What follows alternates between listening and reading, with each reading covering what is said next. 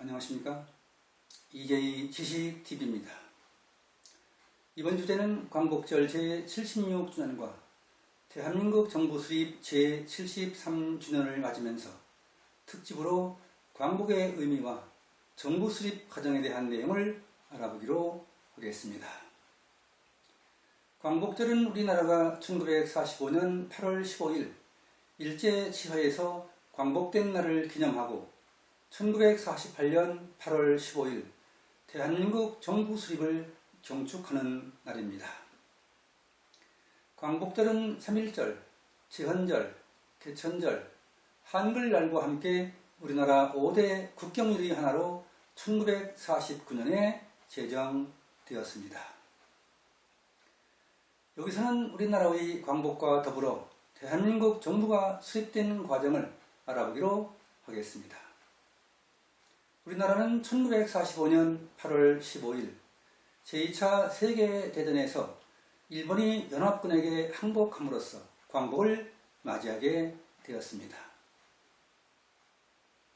그러나 우리나라는 해방이 되었지만 불행하게도 북의 38도선을 경계로 남쪽에는 미군이, 북쪽에는 소련군이 진주하면서 민족과 국토가 양분되는 시련을 겪게 되었습니다. 1945년 12월 16일 모스크바 3상회의에서 한반도에 임시 민주정부를 수립하고 미국, 소련, 영국, 중국은 임시정부 수립을 도와주기 위해 최대한 5년까지 신탁 통치를 하기로 결정하였습니다. 그러나 대부분의 우리 국민들은 신탁 통치 반대 운동을 전개하여 우리나라에서 신탁 통치를 무산시켰습니다.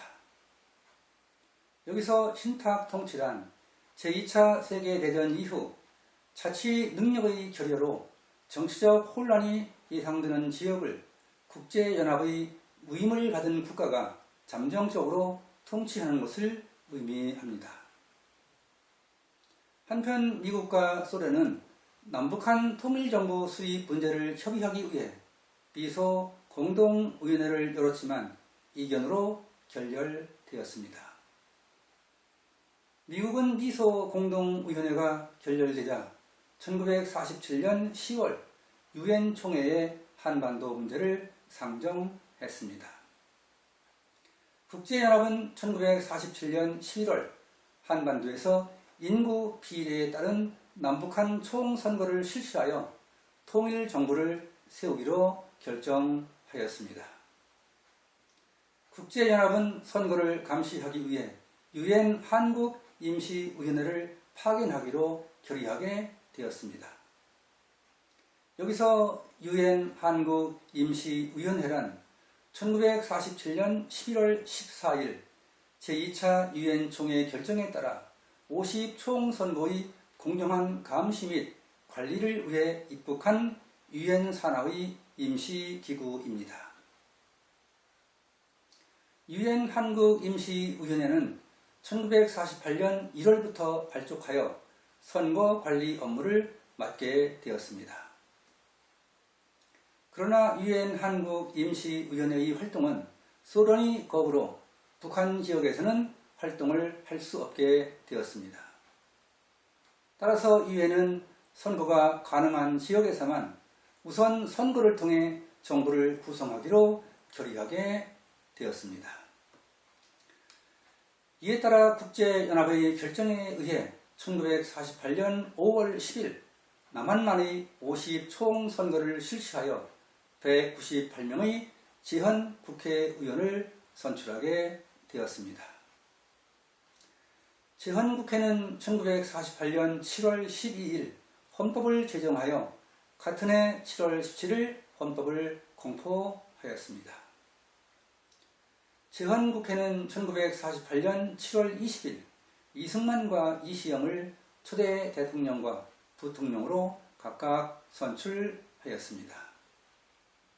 이에 따라 광복 3주년 기념일은 1948년 8월 15일 대한민국 정부가 정식으로 수립되었음을 국내외에 선포하게 되었습니다. 이로써 해방 후 3년간의 미 군정이 종식되고 대한민국이 출범하여 국제사회의 무대에 나서게 된 것입니다. 유엔 총회는 1948년 12월 12일 대한민국 정부가 한반도에서 유일한 합법 정부라는 결의를 함으로써 우리나라는 독립국가로 국제적 승인을 받게 된 것입니다.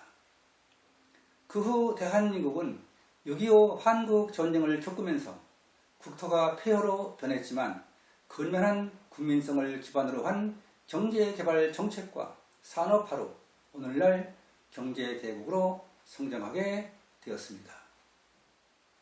지금까지 광복절 제76주년을 맞으면서 우리나라의 광복과 대한민국 정부 수립 과정에 대한 내용을 알아보았습니다. 한국의 독립 문제는 1943년 11월 카이로 회담에서 최초로 논의되었습니다. 카이로 회담에서 미국의 루즈벨트, 영국의 처칠, 중국의 장제스는 일본과의 전후 처리 문제에 대해 논의하면서 한국의 독립을 결의했었습니다. 그러나 1945년 2월에 열린 얄타 회담에서는 한국의 독립이 논의되지 않았고 소련이 대일전쟁 참여만이 결정되었습니다. 그리고 1945년 7월 17일 미국과 영국, 소련의 정상이 모인 포츠담 회담에서는 한국의 전후 독립을 재확인하였습니다. 그러나 미소 냉전 체제의 국제 질서는 우리가 의도하지 않았던 한반도의 분단을 고착시켰습니다. 이러한 과정에서 우리 민족은 참혹한 한국 전쟁을 겪어야 했고 휴전협정 이후 남과 북의 대치 상태가 오늘날까지 계속되고 있습니다. 우리는 한반도에서 평화 정착과 민주평화 통일을 실현하기 위해 국력을 신장하는 데 총력을 경주해야 할 것입니다. 여러분은 광복절을 맞으면서 주권을 되찾기 위해 국내에서 목숨을 걸고 독립운동을 전개했던 선조들의 업적을 되새길 수 있는 계기가 되었길 바랍니다. 독자 여러분과 대한민국이 폐허를 딛고 국제사회에서 경제대국으로 우뚝 선 선진 한국의 위상이 공유되었길 기대하면서 방송을 마치겠습니다. 감사합니다.